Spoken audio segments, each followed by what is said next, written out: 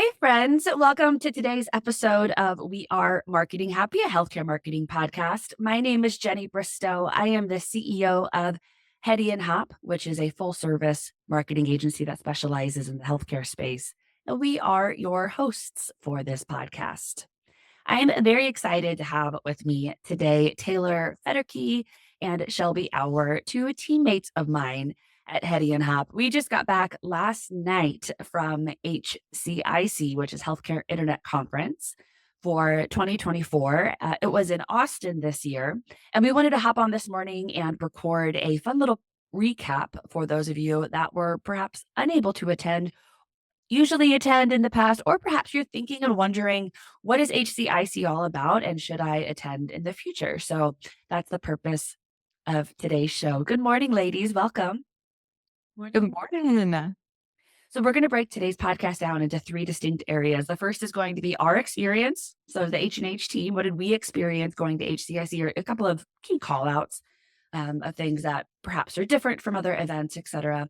We're going to talk about key themes that we saw, and then we're going to do a few session call outs. So if you were unable to attend and you want to kind of understand what were the topical themes, what were the educational themes, and what was kind of hip from a session perspective, we're going to cover a handful of those. So I will actually kick us off. I'd love to chat a little bit about our experience. As all of our regular listeners know, last month we were at SHSMD, which was another fabulous conference. If you only had to pick two a year to go to, those right now are our two favorites and have been for quite some time. But HCIC, there were a couple of interesting things. I have two in particular I want to call out. I think the location and venue for this event was fabulous. It was in downtown Austin at the JW Marriott, so walkable. It was right on Second.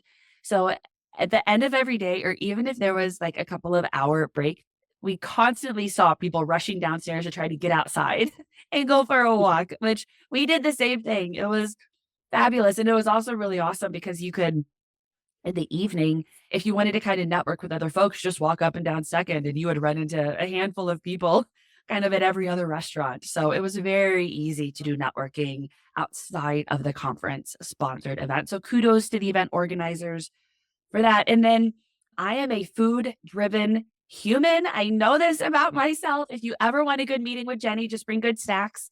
But the conference had fabulous food. One morning, there was a Belgian waffle bar. Friends, a Belgian waffle bar at a conference, I was blown away. So I know all of us kept just looking at each other and laughing when we'd see the food, like, what? This is phenomenal. So I just have to give a shout out to the sponsors. I know I've hosted many events. I know how expensive it is to be able to offer food at that caliber. So they really were showing up and trying to use it as a differentiator. So I know we don't go for the food, but it absolutely was the icing on the cake. Yeah, completely agree with you there, Jenny. Some other call outs too. So we had our privacy session with Jennifer Worrell with Courts Health Benefits. And then, of course, Jenny as well. And so this was kind of the updated what's going on in all things privacy, FTC, state laws, everything like that. And so great session. And it was really fun to talk to people afterwards that had been to the 2023 version last year and kind of get their thoughts on, what they've been working on, and then them coming back this year and wanting to kind of hear about, okay, what's changed? They're really trying to educate themselves. And so had some really great conversations after the session. I think all three of us did. So that was really another fun little experience we had there too. Yeah, that's a great point. I think it was kind of interesting to me, two things. First of all, the number of systems and providers that still haven't really done much, that had a lot of like tactical questions, which, hey, we're here for this. Like, we are here to be your friends and hold your hands through the process. So we get it. But the other thing that kind of shocked me is the number of vendors that sat in our masterclass because they still didn't know what the heck was going on. So another another clarifying point, if you're working with an agency or a website vendor, you need to be asking them some hard questions, because the number of folks that came up after our session and then at our booth that were asking very basic tactical questions because they just still didn't get it was really high. It really, honestly, was like kind of concerning for me, for providers that maybe don't know. They just assume their partner has it covered. So time to start asking some hard questions, friends. Yeah. Mhm. So let's pivot and talk a little bit about the themes. So at each event, I think you can kind of see a little bit of trends and themes, like topical shifts folks are happening. I have one I'd like to start with. The number of people that came up to me and said this was the first conference they have attended post COVID was staggering. I mean, we jumped back in 2020, let's see, 4, 3, 2, 2022 was when we started doing in-person conferences again. So for me, it's old hat, right? Like I'm back at it, whatever. A lot of organizations are just now kind of getting their feet under them and comfortable doing it. So I'm really excited to see what 2025 is. I think it's just going to continue building on that momentum of comfortability of being back in person. Absolutely. Definitely. And though people are still discussing AI, of course, and privacy, those were two Mm. key kind of themes across the board still. But there was a couple of additional focuses that we saw across the board. Reputation management, what you're doing with your Google reviews. How are you handling that information and how could you really use it to your advantage? And SEO, kind of going back to those fundamentals that I think we've maybe shifted the past couple of years, focusing on what's going on with privacy, AI. We need to be on top of this technology, understand what's going on. But there was a lot of great conversation about just very specific tactical strategies around SEO content strategy across the board.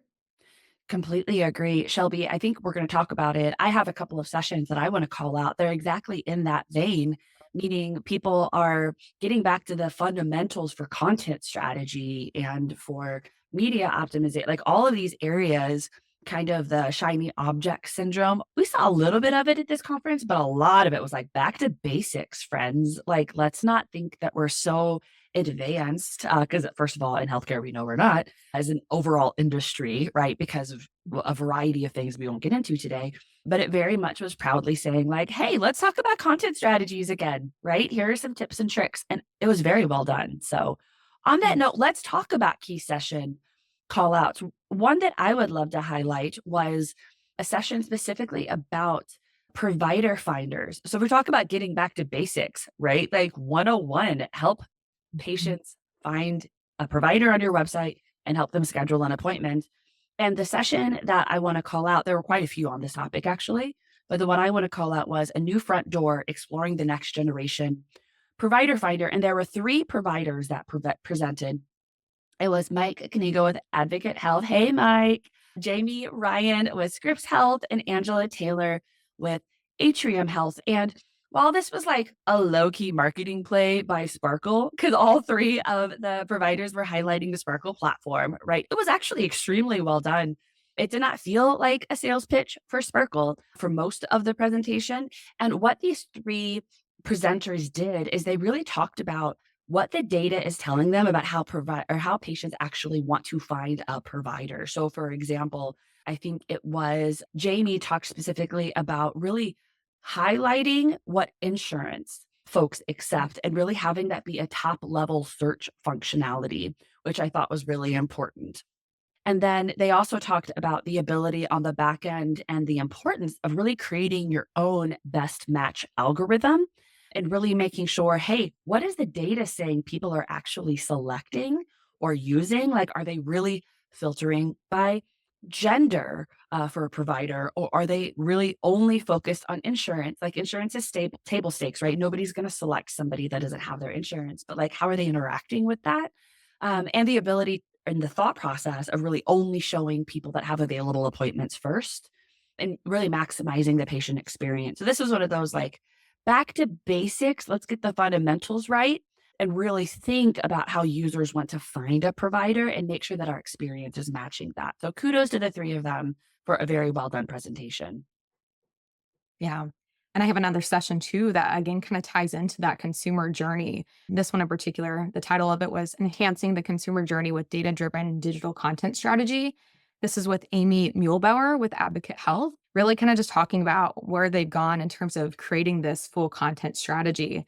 One of the things they kicked off was kind of throwing this stat out there was 1 in 14 Google searches are now health related. I mean, if you think about all the Google searches that are taking place on a daily basis, like millions, billions, so many out there thinking how they all are related. Not all, a lot of them are related to health. It's a huge piece of that. And so with that, they really talked about how they want to capture this opportunity with consumer data research. And so kind of that's the foundation piece for their web content, SEO, content marketing efforts. And another kind of tidbit they threw, and I really enjoy that they mentioned this and talk about this a lot, I guess, within their organization is that, SEO needs to be a main ingredient, not just sprinkles on top of a cupcake. And it's so true to kind of think about that as you're going through these, taking the opportunity to revisit content, all these pieces, making sure that's at the forefront. And I think Shelby was in this session as well. And I think you found this one pretty interesting too. Yeah. Yes. No, they did a wonderful job really walking through the details of what they've done to build their content strategy.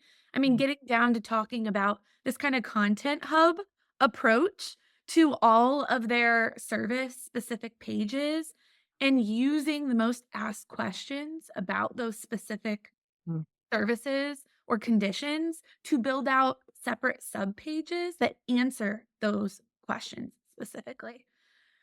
They also are utilizing posts on Google Business Profiles as a key way to boost impressions, page clicks, and it's not something you have to pay for, but it does look like an ad. So they really talked about being able to make sure that you're utilizing all of those different options within the Google My Business profile and to advocate for making sure that, hey, we want to put efforts into SEO, but oftentimes leadership are like, okay, well, what is that really getting us? They calculated how much it would have costed them through paid search efforts to boost their rankings like they have done with some of this SEO work, which I think is a super key detail that any of us can take away when talking about how do we make sure that this is prioritized as an organization.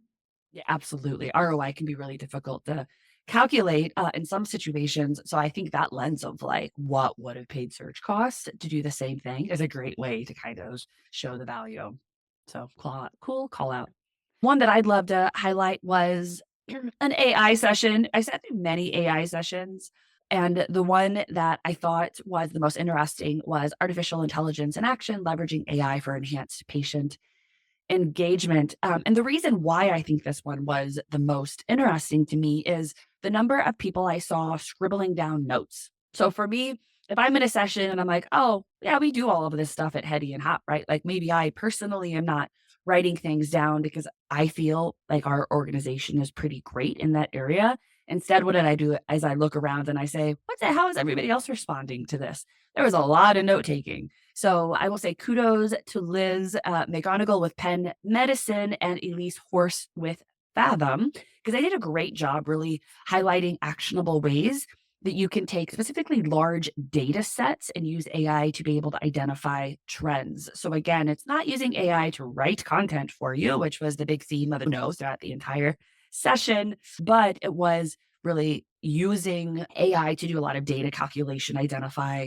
abnormalities with your campaigns. And there was a tool that they called out. It's actually called Akio, AKIO, that we had never used at Hedy and Hop. We actually use a variety of other platforms. And I looked it up and it actually looks like it is a tool specifically for agencies. So I'm not totally sure. I haven't played with it yet to see how much value it would have for a provider in an in-house team. But I will say that is one that we're planning on checking out to see if it has any functionality that's better than all of the other AI tools we're currently using. So good job. Yeah. And I had another session here too, kind of tying it back to again what Shelby had mentioned at the start of this podcast episode about Google reviews being a bit of a hot topic and just like kind of that reputation management piece. And so the title of the session was How to Request Reviews, the Importance of Google Reviews, and Why You Should Ask. Presenting this session was Emily Mangini and Nolan Perry with Sutter Health. And they've really implemented and had the strategy at their organization of finding ways, to really build a really robust reputation management plan here. And so with that, they kind of walked through their experience with implementing this and really growing that and kind of seeing the fruits of their labor. And one thing they had mentioned here too, just again, kind of at the beginning of the session was that of the 200 plus factors Google considers, reviews ranked number 3, which again ties in again to kind of that SEO piece. So all these things are kind of tying into each other. And with that too, kind of talking about, for example, a lot of time with these organizations, looking at Google Maps, people trying to find that local care, maybe for an urgent care is one they kind of threw out as an example, and really where they did some testing with gathering reviews and kind of seeing how that would help with, and getting them higher up on that map in terms of kind of that review placement there. But for that, if you think about the map breakdown, there's really only three things that are showing as people are kind of poking around and looking at maps and looking for where they're going to go. And so that's the name of the organization. And then also how many reviews they have shows up there too, along with that placement on the map. And so just showing the importance of reviews, which we're all very aware of at this point. But I think just kind of reminding us of that. And then they kind of walked us through again how they kind of implemented this in their process through that. But as a whole, I think it was a really great session to kind of just again remind everybody, and then also kind of put some next steps out there in terms of working with your teams, making sure, for example, your responses are you've spoken with legal to make sure those responses make sense. And so this can be very different depending on the organization and how they want to tackle that piece. But as a whole, just making sure that you're, it can really help boost your brand and provide that visibility. And again, just ties into to the reputation of your brand there too. So it was a great session overall. Really interesting. And piggybacking off of that, a session that I sat in on was called Consumers as Allies, Utilizing Market Feedback as a Strategic Tool. And Amy Stevens over at Tidelands Health presented with Ryan Donahue with NRC Health. We work with a lot of organizations that partner with NRC. And this specific session really dove into Tidelands Health and how they're in an area that has grown exponentially over the last few years, and how hard that can be to scale your internal processes to be able to keep up with all of that change. Their local population has become incredibly diverse in comparison to where it was a few years ago, and they had been inundated with phone calls that they were not built to be able to answer. So they started getting reviews all over the place. I can't ever talk to anybody. Nobody will answer my calls. And instead of, they're probably with a little panic, but instead of just leaning into the panic, they really took that as an opportunity to kind of rebuild their internal processes. They audited every phone tree across their health system to be able to streamline that process. And I know I've had conversations with clients of mine that want to start that process, but they kind of started there and then ended up really implementing larger changes like creating a better patient and family advisory council that was virtual and allowed them to capture more of their growing diverse market than what they had previously. And I just wanted to shout out Amy and her team because convenience, ease, coordination, and availability were all places they were not ranking well.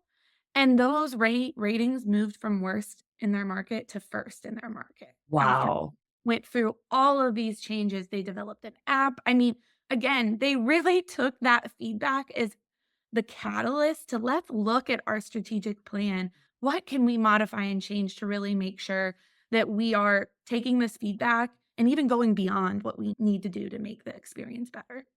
Yeah, that's phenomenal. What amazing results for something that feels so tactical, right? But truly has a huge impact. So another example of like going back to the basics and not focusing on the shiny objects. Let's make sure the basics are right first. So one that I would love, and we just have a few more sessions, but one that I would love to call out was again back to the basics. So it was a session called Integrating Clinical Content Strategy with Website Design Through a Repeatable Process. And it was Max Frund with the University of Iowa Healthcare and Adrian Bradbury with Unlock. And Max did a really great job talking about their organization's focus on clinical content on their website, what they do and what they don't do.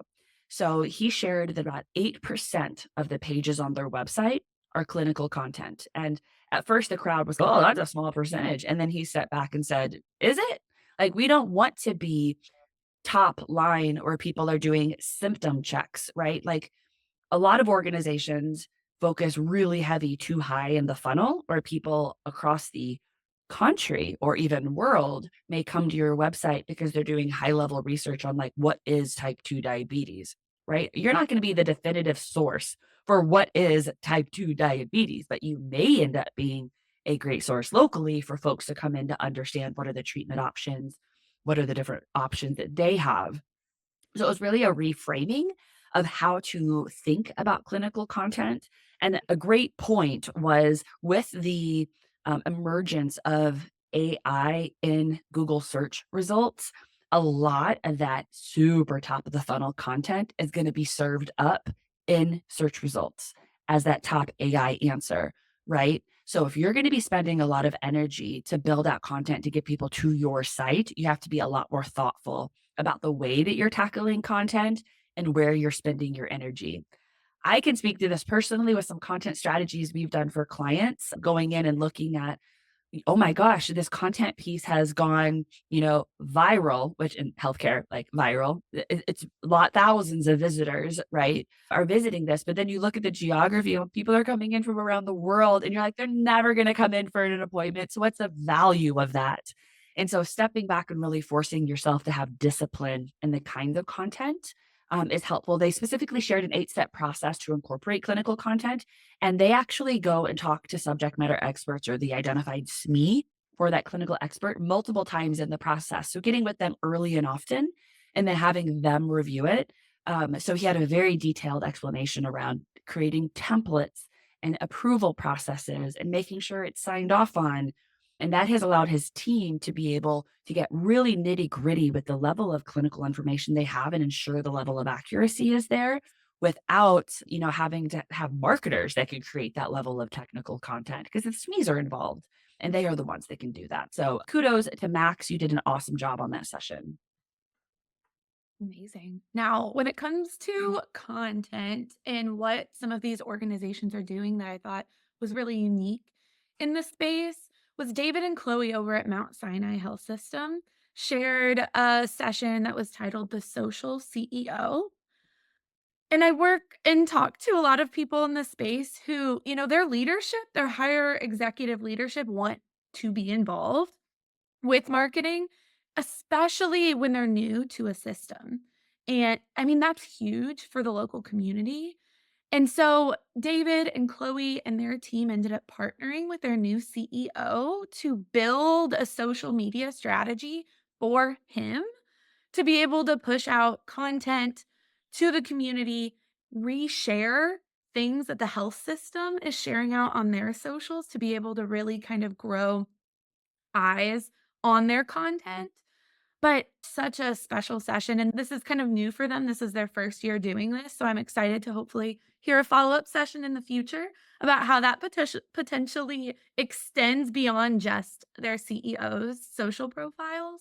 But they really walked through that process of creating manageable workflows between their social team and the CEO. But I think this is such a great way if you have leadership who want to be involved but, putting their face on a print ad or a billboard might not make the most sense to really connect with the community. I think doing a strategy like this that's more personal on social media would be a great way forward for a lot of systems. Absolutely. Yeah. Yeah. And to tie in with that too, content side of things, I had one last session that I wanted to make sure to call out, and this was maximizing social media impacts with AI strategies from Broward Health. So with Broward Health, this was Sebastian Leon and Carla Rivera, and they mentioned several AI platforms that I had not heard of in terms of just what has worked with them or worked for them on the content side of things. And so a few ones I wanted to just point out, call out was one. The first one was Jasper. And so they use this one for a variety of things on the content side, but their biggest help for that is the SEO optimization role it plays. And so a lot of times they'll create some type of content. And then with that, they'll have it create it for multiple channels so they can really push it out and kind of maximize their time there, but they're still, again, creating that content and writing that in the first place and then allowing it to create all these different forms. So again, just kind of implementing it in terms of workflow to quicken process there. And another one, and this one was very interesting to me, was Devi. They use it to monitor Facebook groups. And for example, one they kind of mentioned was like maternity side of things to see if there's these bud that people are talking about for these like mother Facebook groups to where people are, sharing experiences and things like that. So they're using Debbie to kind of monitor that and then using those buzzwords in their content to kind of pull it in and really relate to them and connect there. And then another fun one too, which this is on the video side. So as we know on the content piece, a lot of times it's hard to sit down with physicians and get these videos that are really great and engaging, and the eye contact piece that a lot of people struggle with. For this, they use a platform called Veed. And so you'll be looking, like, say if I was recording and I was looking off to the side here, they can plug it into Veed and it will have AI go and create it to where eyes are looking directly at the camera, whether they're looking at a script or something else. And so something very new on the video side that I thought was cool. And then lastly, there was a couple too, just more on the competitor insight side that they dove into was Pathmatic and Nielsen. And they just can get really nitty gritty into just all the competitor research. And those were new two I hadn't really heard of. But with all this, one person had a really great question at the end of the session. It was like, how do you get the chance to try out all these different platforms? Because I think that is a struggle a lot of times. How do you get the funding for it? And they're like, think about all these free trials that are out there. A lot of them, you can get the opportunity to try that out and see if it works for you, see if it's something that, has been helpful in your content creation process. And so I thought that was really great to think about because I think as a whole, it can be a little overwhelming to be like, how can I get the funding to try out all these new platforms constantly to see what will work for us? And so I thought that was just really cool on their end to mention and what has worked for them there. Yeah. Yeah. Two Mm. quick call outs. We clearly have heard of Nielsen, just not specifically the AI capabilities. So, yes. So, absolutely. just for Yeah, anyone who's yeah. listening, like, of course, Yes. Nielsen, but that's interesting. And then the other thing I will just say as a general reminder for AI, remember privacy. So, do not put things in any of these tools that you're not willing to put on a billboard outside. So, within all of these AI sessions I sat in on, they all did a really great job reminding folks about that. So kudos to presenters at keeping privacy top of mind. I think it can be really easy whenever you create an account with a tool to think like, oh, this is a safe space. No, it's not. So Yeah. just a general Absolutely. reminder, if you do start doing all of these free trials, do keep in mind that you have to be very careful with any information that you upload. So Yeah. and thank you for joining us for today's recap. We had so much fun. We are all, I think, pretty ready to sit and be in silence for a couple of days after all of the conversations and talks that we had.